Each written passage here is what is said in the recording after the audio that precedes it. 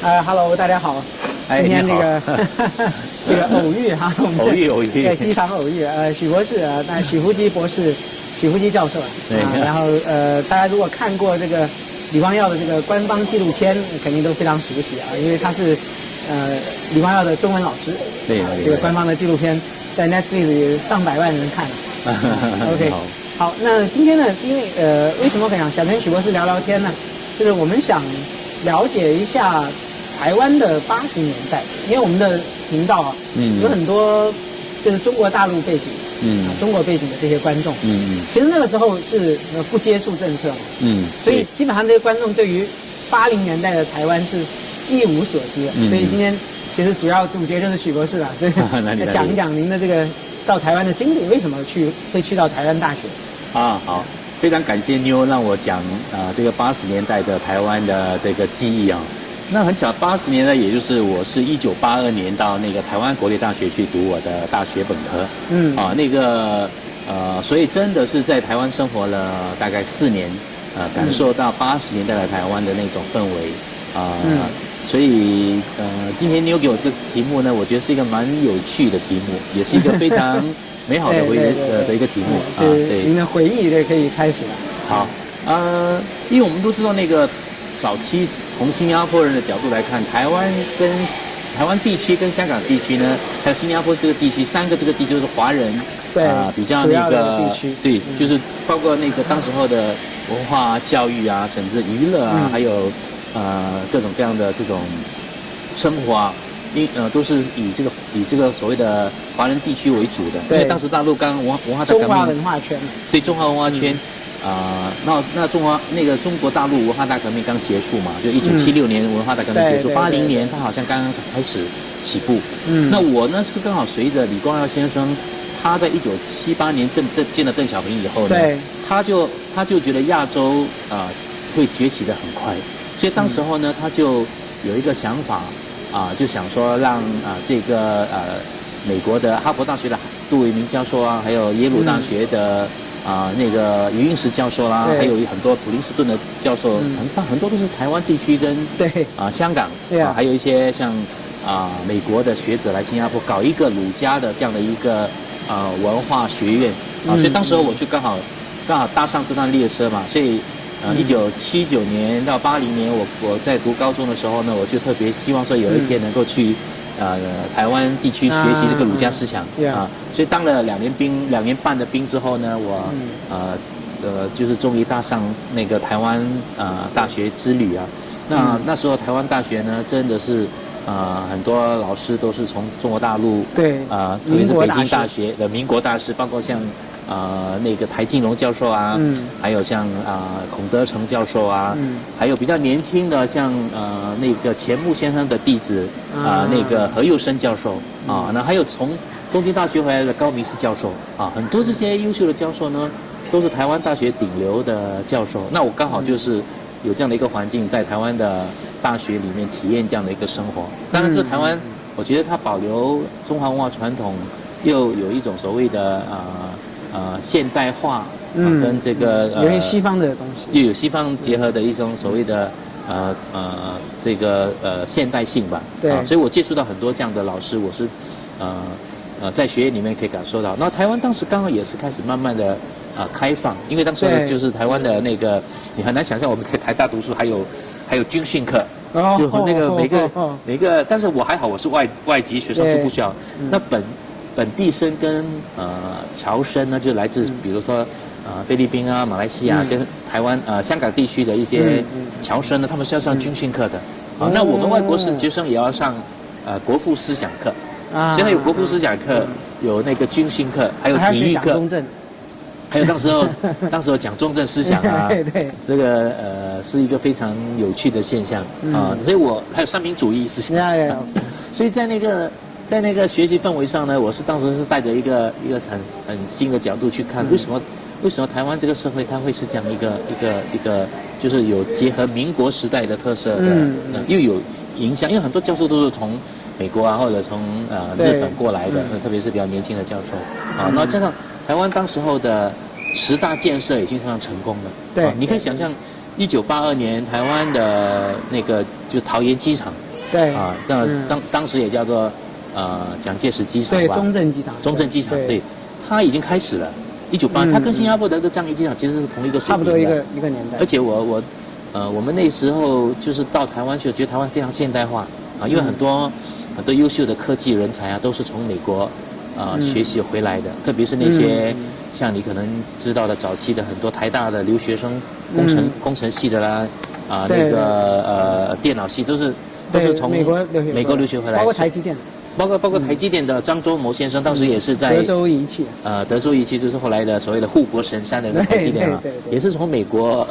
开始进来台湾啊，所以我刚好就看到了这台湾的10大建设啦，还有台湾的电脑科技人才都开始从美国回归到台湾这个社会来，所以它的中央研究会啊，除了我们台湾大学，还有清华啊，还有它的这个很多大学呢，都是充满着朝气蓬勃的这种这种所谓的状态啊。那当然我觉得台湾80年代还有很有趣，就是它也是一个民歌时代恢复的时，就台湾原来是台湾原来是很多流行歌曲的嘛，像邓丽君啊、凤飞飞啊、刘文正这些都是流行歌曲啊。还有80年代其实还有很多有趣的台湾金马奖的很多好的电影，对，因为当时台电影就只有台湾跟香港嘛。对然后中国还刚开始。对，香港就是邵氏电影公司啊，嘉禾啊，那台湾就是当时都是台湾那个所谓的中央啊还有中国制片厂拍的，所以他们也有很多优秀的电影，像早期的这些，像可能我们以为台湾就是有双林双情嘛，70年代跟80有林凤娇啊、林青霞啊，还有秦汉。汪洋中的一条船啊。汪洋中的一条就是导演就是李航导演的，他就是很有名的一还有那个像假如我是真的讲文革电影的对，那更早台湾还有很多有趣的电影，像那个养鸭人家还有很多像那个梅花还有很多都是大片，都是台湾国民党的这个所谓的为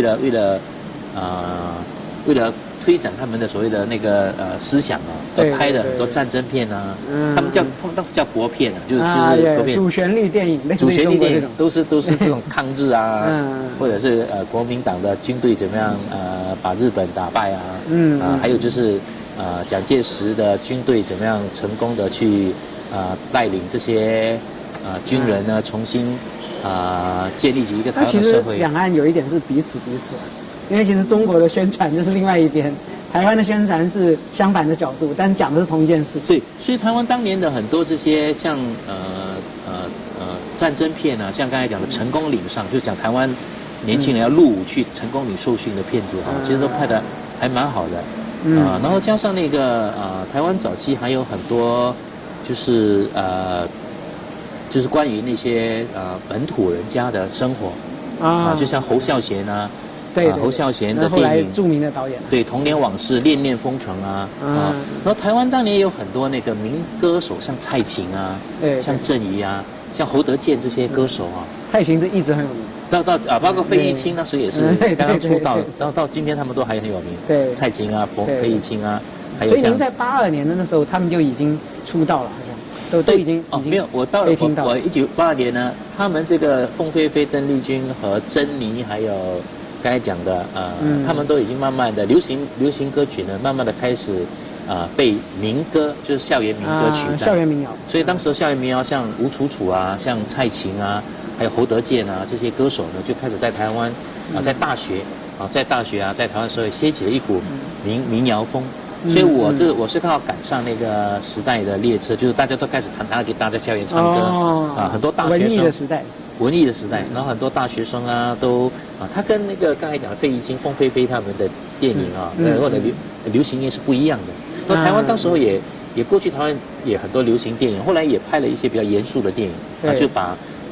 那白先勇的小说什么那个。说到白先勇，对，很有意思，因为他写了一部小说，我们是同乡。对。然后他写了一部《花桥荣记》。对，他呢在他就是回到桂林去拍这个电影。对，是《花桥荣记》是得奖的电影。我的一个中学同学，就郑裕玲演的嘛。我的一个中学同学，那个小时候，这个主人公小时候就是我那个中学同学演。哦，这么巧啊！对对啊，因为他是桂派的嘛，他的父亲那个桂系，对，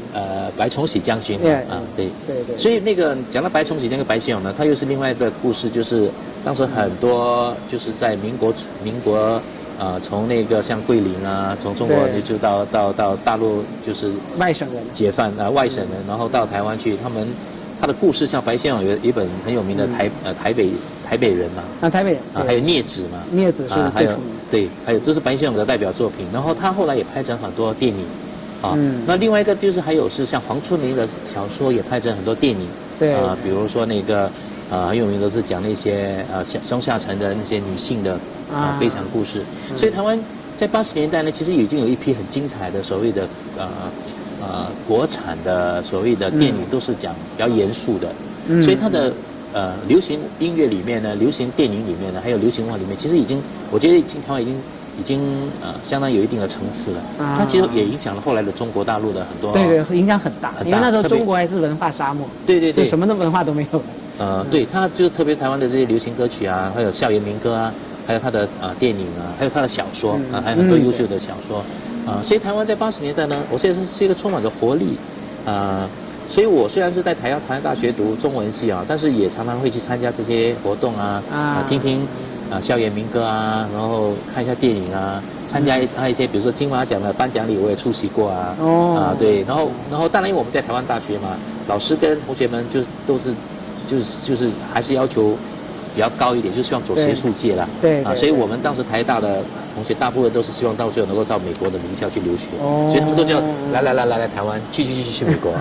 就有很多同学在。其实后来90年代中国的那些顶尖大学也都是这样子。对，所以后来因为你看过去我们新加坡大部分就去台湾大学读中文系嘛，后来就去北京大学，就去上海复旦大学，到就中国大陆。所以80年代的台湾呢，因为大陆还没有像今天这样繁荣，影响这么大，所以呢，我觉得能够让海外的一个特别是像我们华侨或者是所谓海外华人去读书的地方，就是台湾大学所以它是一个有标志性、顶尖的然后加上。台湾80年代也开始慢慢我们叫做解严了，就是说他们对，这是其实我特别想探讨的一个问题，因为之前我们和王路飞嘛也刚在美国，然后录了一个采访，就是说很多人感兴趣的是80年代的台湾社会到底是什么样的，好像我们有看到说白色恐怖纪念碑，对吧？对。但是那个时代好像又是蒋经国的时代，对吧？因为蒋中正已经西去了，对。所以那个年代的台湾社会是什么样的？是大家很感兴趣。其实你看，你只要从台湾的70年代跟80年，它有10大建设嘛，你就好像那个我们讲的苏花公路嘛，是不熟悉的。对，好像是这些很美的那个苏花公路就是花莲那个公路它是一个很大的那个就是10大建设公路建设之一。然后它还有像比如说那刚才讲的机场台湾的那个桃园机场还有台湾的很多那些像我们就非常到今天还有比如故宫博物院。台湾那时候修的，对，那时候其实故宫博物院早就有，因为就是要把大陆的故宫的很多好的东西，主要是书画了好带的东西。对，然后他们也把很多故宫的优秀人才，像我一个老师潘美月老师他实际上是以前我们在台大中文系读书，他还会带我们去每个月都去参观故宫的，因为最好的版本学目录学四库全书这些都可以在故宫看到。所以我现在回想起来，常常被潘老师带去看那个故宫里面的。那些所谓的版本，特别是四库全书还有常常去看很多不同的书法展展览展。那我当时觉得台湾已经算是相当水平上的一流。你可以想象那时我才20岁嘛，看到这些所谓的故宫的珍藏，而且听说只是展出一小部分。对。可是已经是让我大开眼界。所以我到今天为止，台湾的故宫博物院还是一个非常有名的一个观光胜地，主要就是因为它有很深的底蕴。然后听说还有很多宝贝都还没打开来。对，他怕很多，他什么见到了氧气就会有问题。对，所以他只能在就是他这特殊的什么惰性气体那种条件下面，然后才能够看。它是文物的。对。因为我们家的祖先也是，对吧？在那里面。对。还有台湾，它过去就是你知道，它不是刚才我们讲的张忠谋的台积电嘛，就是今天台湾的护国神山对。当时候为什么那个在美国美国德州的那个做了差不多做了副总裁的德仪做的副总裁的张忠谋，为什么他要愿意放弃美国这么优渥的生活，55岁才到台湾去创业？对，主要当时就是那个行政院长孙运璇嘛，还有台湾当时要发展这个工业啊，这个所谓的半导体啊，他们就是请了张忠谋过来，原先是让张忠谋做那个工学院的院长的，可是实际上后来根据张忠谋后来回忆录呢，所以他们就是要通过台湾的这个经济啊，去发展这个半导体，去发展后来的这个所谓的人工智能这样的一个事业。所以我觉得台湾早期他们的这些领袖啊、经济学家还有这些很有远见啊。所以为什么新加坡的李光耀先生跟台湾的关系也是很密切，特别是跟蒋经国啊，对，蒋经国的关系非常好。我以前听说过一个。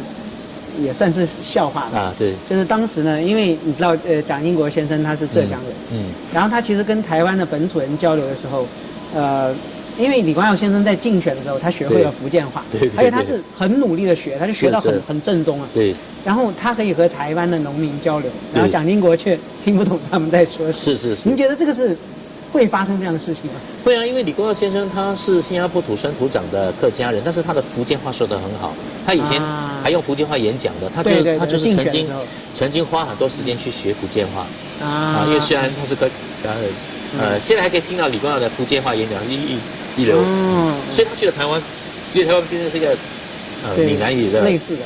福建通的，所以他能够用很精彩的那个福建话跟很多人交流。当然我们的李光耀先生后来他也学了很标准的普通话，就是中文的，所以他跟蒋经国基本上都是沟通的。所以他自己曾经说过，蒋经国就是他的好朋友。他的家里过去我还在他家里，他跟我说有2个石狮子是蒋经国送给他的。今天这个2个石不晓得跑到哪里去啊？但是我自己本身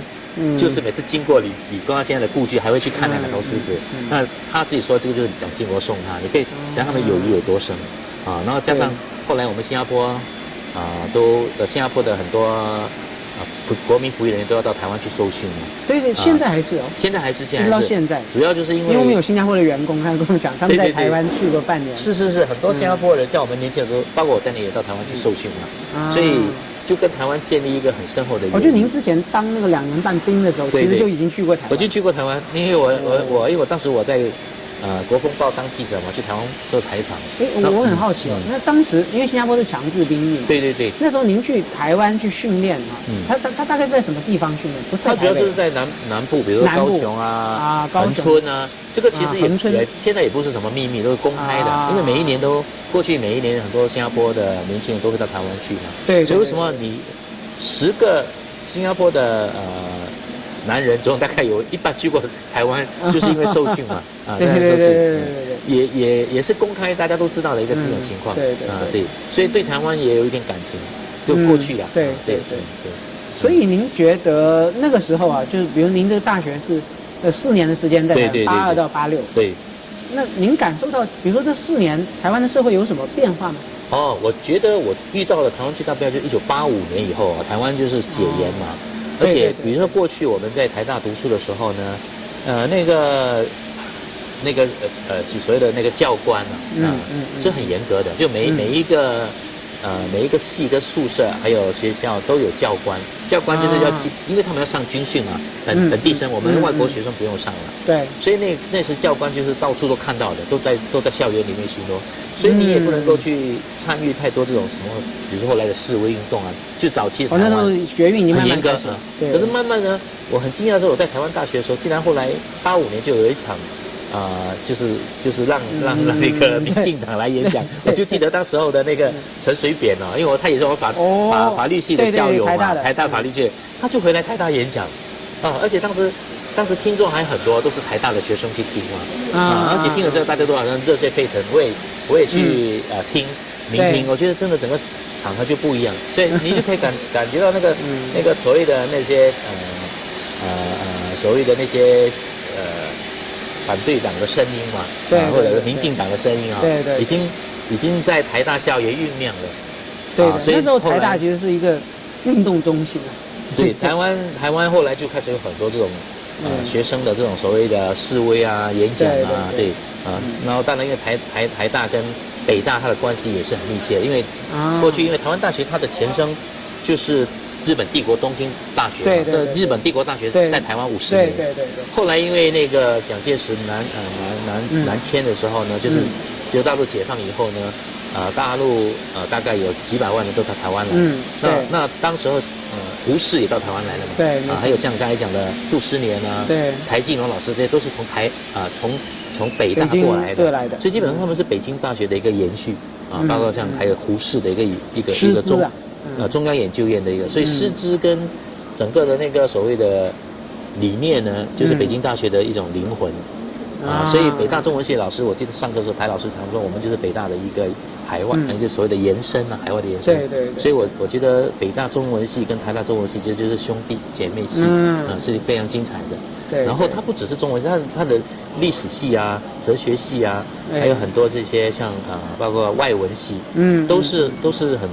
多优秀的从大陆过来的学者，一流的学者很多。对。所以他就培养了。像刚才讲的，白先勇也是台大的外文系毕业的，对，没错他就有这样的所谓的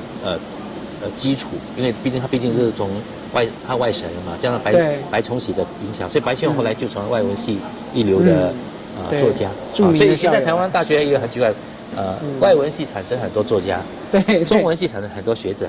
那我自己本身是中文系这个学者，你也是学者自己。对，我是往这条走，当然我也很希望成为作家，所以当时也去读了很多。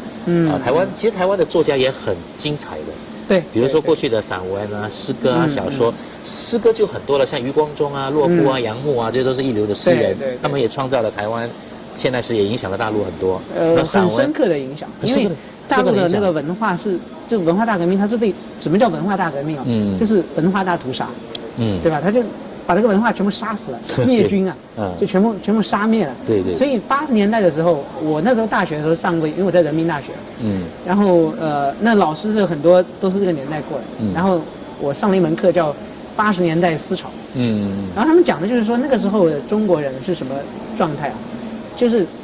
文化的真空。对。所以所有的东西几乎都是台湾来的。对，我觉得那个80年代的台湾呢，因为当时我也算是一个文学青年啊，我对台湾的那时现代诗的发展是相当了解的。它其实就是创世纪，就是军人，像洛夫啊、亚玄，跟他们这些都是年轻的军官啊，像洛夫先生就是莫洛夫是河南从湖南过来的一个年轻军官嘛，对。然后那个亚玄也是从中国过来的一个军，他们年轻的时候17、18岁就随着蒋介石军队到台湾来，然后他们后来就写很多诗，影响很大。那是属于比如军人出身，但是呢变成好像辛弃疾跟陆游这一派的，叫做创世纪派。另外一个就是像余光中这种学者型的诗人，很多杨牧啊、余光中，他们都是留学美国。然后后来回来台湾之后呢，就是在大学教书，就在比如说在中山大学啊，在台湾大学，在花莲的这些学校教书，所以他们就写了很多诗，影响很大。最有名的就是像干余光中啊、杨牧啊。对，余光中的这个诗都在中国的那个大陆影响很大，所以大家基本上都知道。对，乡愁是一湾什么浅浅的海峡。对，乡愁对影响很大。然后还有郑愁予啊这些。然后另外台湾一个就是本土诗人，就是那些土生土长的台湾诗人，有些是用闽南福建写歌，对。然后他们的歌、他们的诗也后来变成很多歌曲。就很多校园民歌啊，跟后来我们喜欢听的福建歌曲，像《爱表嫁衣》啊这些，其实都是原来从一些本土乡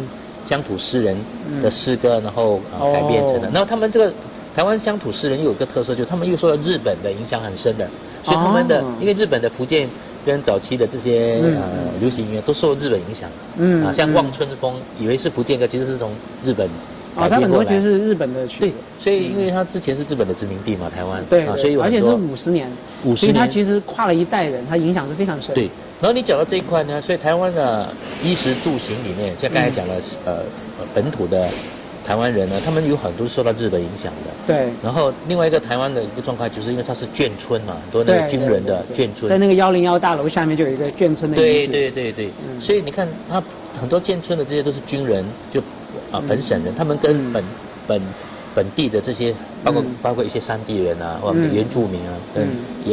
本省的福建人，很多人是通婚的，结婚通婚之后，所以他们的孩子就是有母亲很多都是本省人嘛，本省或者是山地人，这种情况特别常见。原住民，然后父亲就是军队，可能很多都不是军官了，一般的军。我也有一些这样的朋友啊，然后他们又是代表台湾的另外一种文化。所以台湾的文化本身也是一个多元共生的文化，就是刚才我们讲的那个所谓的外省过来的，像白先勇啊，那个他们其实还是中华文化，他们就是很传统的，就是中国文化。对，所以他们的普通话就是我们讲的国语啊，台湾国语啊，就很标准的。对，而且他们对写作啊，对这个文学的这个就是所谓的那种标准化跟规划还是严谨的。像除了外文系的作家，台大中文系的作家，还有一些原来像本省的，像林文月教授啊，他自己本身虽然他是受日本影响，受台湾影响，但是他本身也是很规范跟标准，就也是以这种所以台湾基本上在我读书那个80年代嘛，我就因为遇到很多这样的老师、这样的作家，所以我就很佩服这些所谓的为台湾本土创造。原来有那个，因为大陆还没有文化大革命还没有刚结束嘛，对，它并没有像文化真空的状态，还会真空。然后香港本身又是英国殖民地，它也没有像台湾。香港文化是另外一种文化，对它非常不一样。你如果下次我们有空，我们也可以讲香港。讲香港，因为您对刚从香港大学访学。对，我刚刚。然后香港的像小说家西西，他写的《我城》就专门讲那个香港的。台北人就那个白先勇的台湾就专门讲台湾，而且他讲台湾是60年代呢。从那个大陆本省跑到台湾去的白先勇的那一代故事啊，因为白先勇后来当然白先勇先生他本身除了创造很多小说，他也去研究《红楼梦》啊，研究这个昆曲啊，文学研究他也有很多。对，后来因为他长期在美国嘛，所以他整个代表有一种代表，但是另外一些代表就是台湾本土的作家也有很多所以我觉得香港的作品跟台湾的是完全不一样的，但是要做对比的话呢，又可以看出他们。有所谓的和不同的地方所以也是蛮有趣当然，一个是中国和英国另外一边是台湾跟日本，其实主要是其实日本的影响特别大，还有美国，因为它跟英国就几乎没有关系，它是另外一种。对，所以今天那个大陆很多台湾的所谓的台湾人跑到大陆去工作生活，他们也很多人很喜欢大陆可是他们还是毕竟在台湾成长嘛，所以他们有一种台湾的特色。比如说像我在台湾学习4年，我一跟他们交流，我也可以知道。比如说我最近在杭州见到这个吴奎的医学院的院长，他是台湾阳明山医学院毕业的的院长，他跟我交流就很亲切，因为他觉得不是那么多人懂台湾，因为他年龄也跟我差不多一样嘛。对。所以他就会觉得台湾的文化其实真的对80年对台湾还是就这样。你有没有听说过一本书叫《亚细亚孤儿》？有啊，那个。罗大佑也把它唱成歌曲罗大佑也有点那个明天会更好嘛。对，其实他讲的就是对，就是台湾它有一个应该讲就是深刻的一个认同危机。是。所以他觉得我最近有看一篇文章，但是他是比较偏绿的啦。对。就是说台湾的这个荒谬的事情太多了。对。然后当然就讲到国民党嘛，因为最近郑丽文胜选，因为郑丽文他也是台大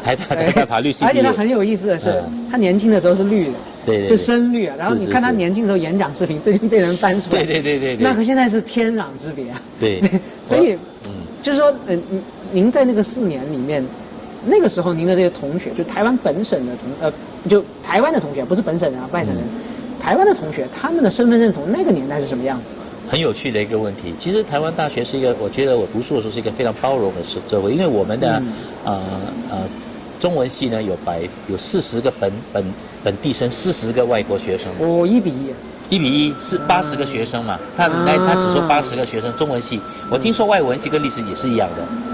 然后那个我们的外国学生里面有很多韩国的学生，那个年代很多韩国的学生。不过韩国的学生里面呢，其实有一半是真正的韩国人，其实有一半也是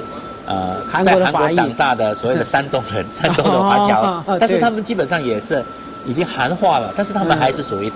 山东籍，有点像那个日本那个叫什么对他家其实是中国、韩国、日本，对他其实孙正义，他其实真的他其实就像新加坡现在有在新加坡出生受教育的第2代的，他父母是中国过来的，但是他是新加坡出生的嘛，那在韩国其实也是，所以韩国就是有在韩国出生，不过他的祖籍是山东嘛，因为山东烟台很多。后来都跑到韩国去嘛，然后他们这些人回来台湾读书，他们是属于，所以他们有2种外国学生跟大概我们有10几个韩国的侨胞吧，韩国，所以我也认识很多啊，包括当时我们的研究所里面有很多韩国的学生，最多就是韩国学生过去研究生了。我们新加坡也有，但是很少啊。然后另外一个就是像马来西亚啊、菲律宾啊、印尼的华侨。对。我们新加坡也比较少，因为当时新加坡因为除了我们这些奖学金过来之后呢，我们是拿政府奖学金过来读书嘛。对。那基本上华侨还是很少能够考进台大的，因为马来西亚的学生很优秀嘛，他们就对，所以基本上这40个外国学生里面呢，有一半就是外国学生，一半是华侨。所以像新加坡那个中正中学，好像就是跟蒋中正有关系啊。那个就是历史太悠久，它基本上对，但是他们后来我觉得中正好像也没有这样子说法，因为中正的一个创始人跟一个很重要的老师跟主任就是庄佑明先生嘛，我也他替他书写序，他基本上他们还是很纯从中国过来的，可是名字刚好是跟中正有关，这才跟蒋介石应该关系还不是很大。其实关系不是很对。其实讲到那个我们的同学里面呢，本地生很多，当时进来的呢，都是一流的这些像北一女啊、建国中学啊，还有中山女中啊这些。那我同学里面有很多也很特殊的，比如说我印象最深刻就是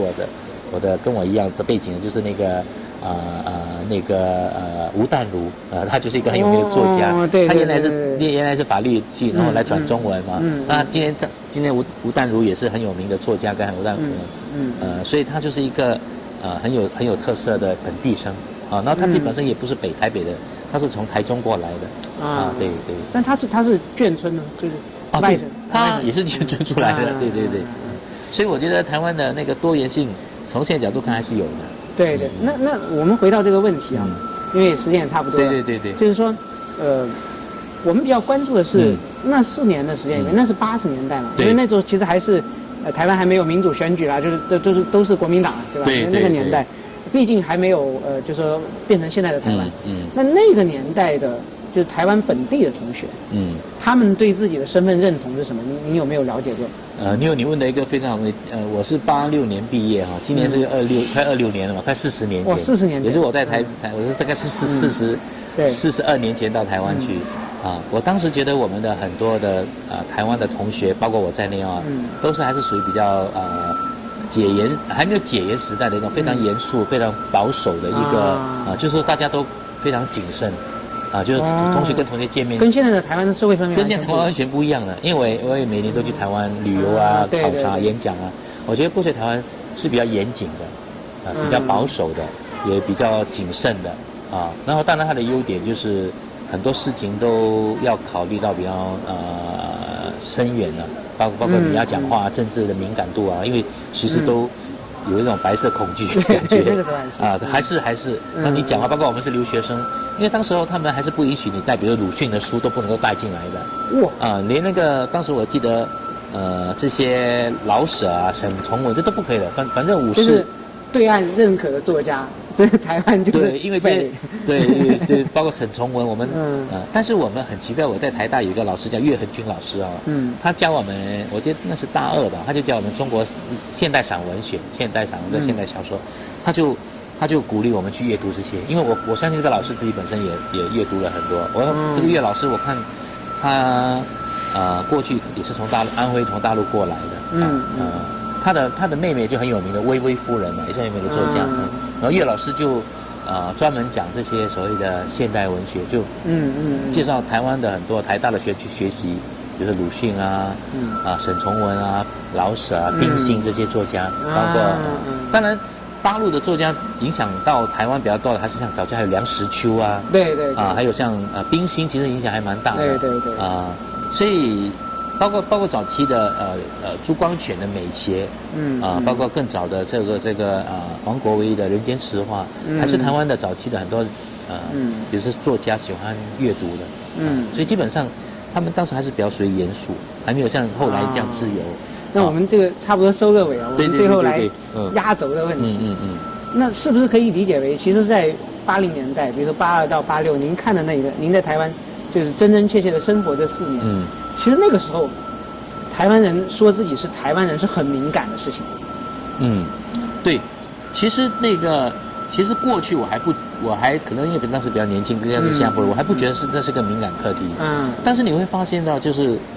比如说我们在台大，基本上大家还是讲国语，就讲中文，而且当时是非常标准化的。然后那些像我同学从嘉义、从高雄过来，他们基本上也开始都讲得很标准，他们不会有太浓的福建腔。然后我们那个年代，我记得82年也很少同学讲闽南话的，就我接触的同学里面就是大家还是比较很强的，就是说，我们就是一个中华民国的概念，我们就是要讲标准的本省人的国语。所以他的电影啊，他的刚才讲的文化啊，包括现代诗啊、散文啊、流行音乐啊，还有后来的民歌啊，都是还是相当的标准化跟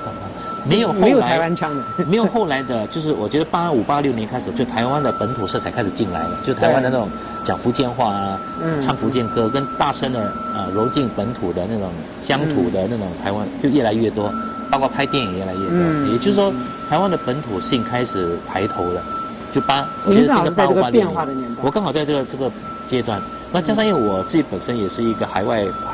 华人嘛，所以我自己本身不识庐山真面目，只缘身在此山中。您正好是外面的一个旁观者。主要是因为我原来也接触的比较属于正统的文化跟文学，我觉得就是说，还是很相信朱熹说唯有源泉活水来嘛，就真的源泉活水呢，还是要正本清源，因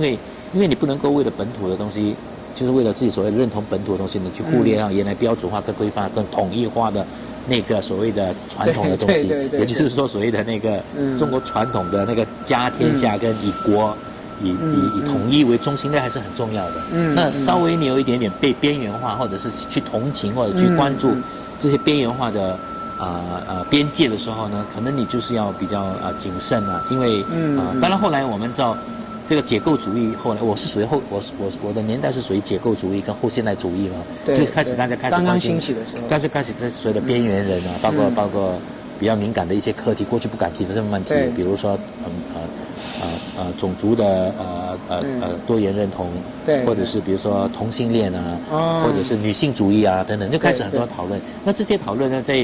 都是受到了可能欧美的一些学术界讨论。然后就慢慢进到台湾本土，那台湾就开始有决心。和中国大陆有一点交相辉映，就是80年代也是中国大陆最开放的年代。对，什么都可以聊的那个年代。对，那个年代就是刚才讲的这些所谓的后现代主义、后结构主义它开始有很多这种包括女性主义包括电影啊、小说啊，所以这是影响就很大影响大，它也同样的就是开始在台湾社会呢影响很多讨论。这是85年过后的一个我觉得是个分水岭吧。对，您正好是在这个变化的年代，就生在台湾那个变化的社会。对，所以我非常幸运。我既看到传统的价值，又看到这个所谓的它开始割裂，开始后现代主义，它怎么样要去颠覆，跟要去解构一个原来的一个传统的结构主义的一个状态。所以也是一个我觉得也是人生一个非常有趣的状态所以后来对。如果有机会再跟你谈下半谈。今天大家都是要赶飞机。对，刚好今天我也被你有从在刚下飞机被他截下来做访问。没事，今天有缘分哈。有缘分好，谢谢。所以那是非常荣幸啊，又有机会和许博士交流。正好我们还引出了下一次也是在有缘再见的时候，我们再聊一聊香港您正好因为刚从香港大学这个活动回来嘛，香港也是大家很关注的一个地区对。是，所以我们下次有机会，我们可以再谈香港跟对，好的，那感谢大家哈，再见，谢谢，拜拜。